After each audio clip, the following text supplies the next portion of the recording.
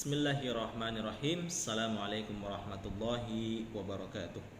Alhamdulillahirrabbilalamin. Salatu wassalamu ala asrafil anbiya wal mursalin sayyidina Muhammadin wa ala alihi wa sahbihi ajma'in. Amma ba'd. Alhamdulillah, pada kesempatan kali ini kita dapat berjumpa kembali guna untuk melaksanakan suatu proses pembelajaran yang dimana dengan proses pembelajaran ini gunanya kita bisa mendapatkan ilmu, meningkatkan ilmu kita, kemudian dengan ilmu-ilmu tersebut kita bisa amalkan dalam kehidupan kita, dalam kehidupan sehari-hari, dalam kehidupan bermasyarakat maupun berbangsa dan negara. Pada kesempatan kali ini adapun materi yang akan kita bahas yakni mengenai kewajiban kita sebagai umat Islam untuk menuntut ilmu.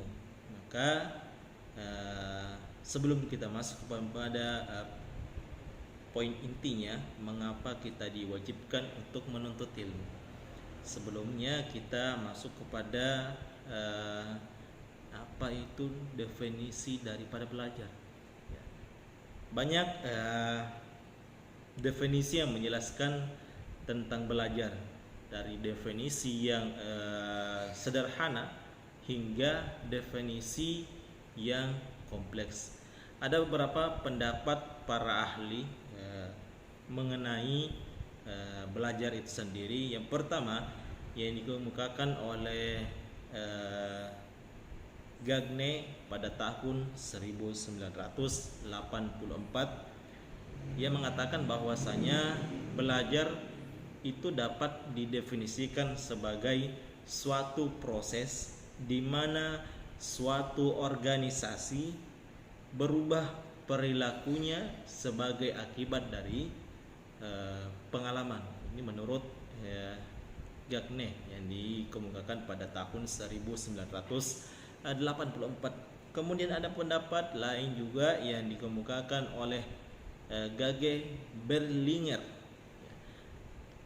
Beliau mengatakan bahwa belajar itu sebagai suatu proses di mana suatu organisme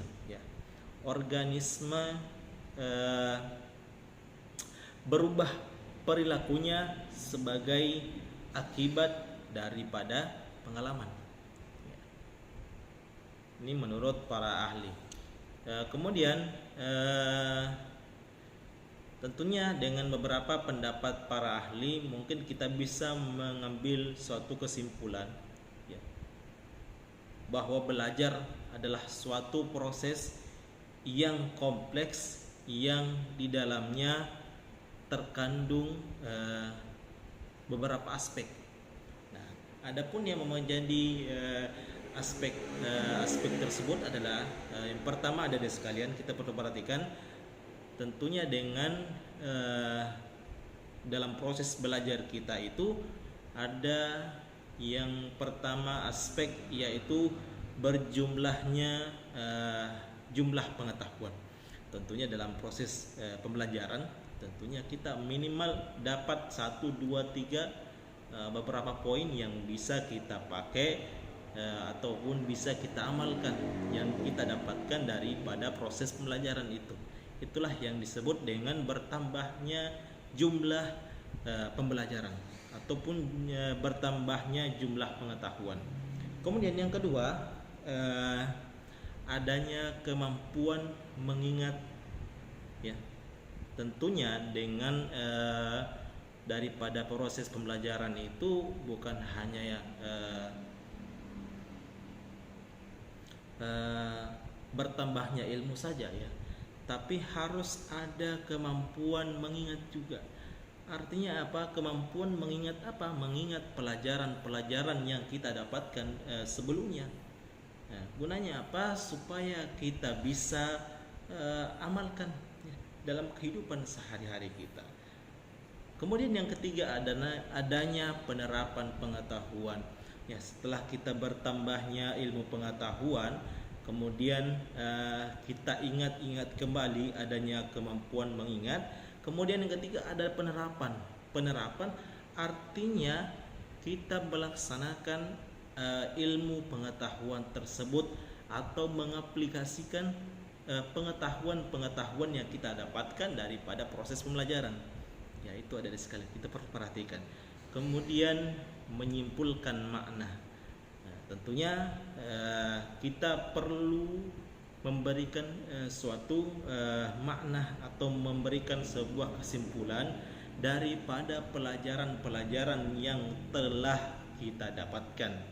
Ya, jadi kemungkinan ada beberapa ya pelajaran-pelajaran yang disampaikan oleh ibu guru atau bapak guru, tentunya kita setidaknya kita bisa mengambil suatu kesimpulan yang dimana dengan kesimpulan itu kita bisa pahami daripada materi yang disampaikan oleh ibu guru ataupun guru-guru yang mengajar pada saat itu.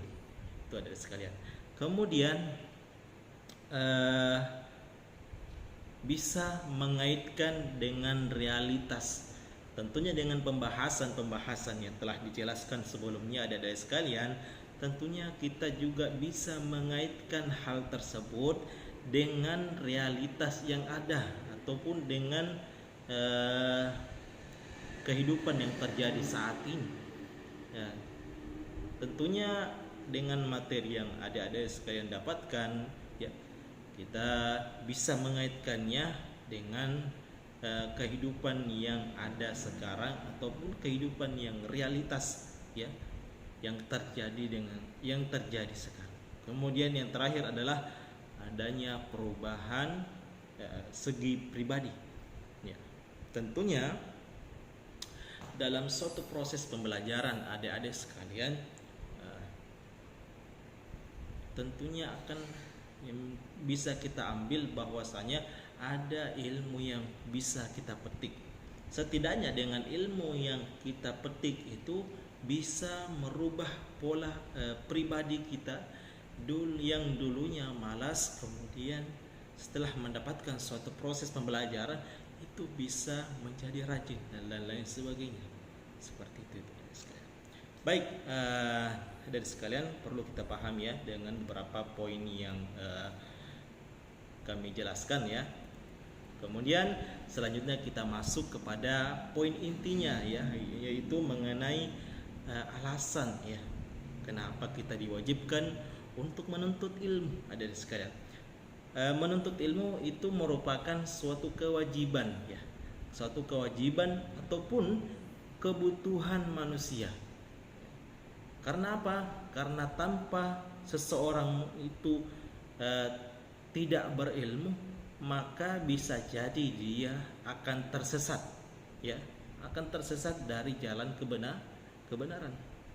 Kemudian tanpa ilmu, ya, manusia tidak akan mampu merubah suatu peradaban. Itu perlu kita perhatikan dari sekali. Bahkan dirinya pun tidak bisa menjadi lebih baik. Karena menuntut ilmu itu merupakan sesuatu yang sangat penting dan merupakan kewajiban bagi setiap muslim.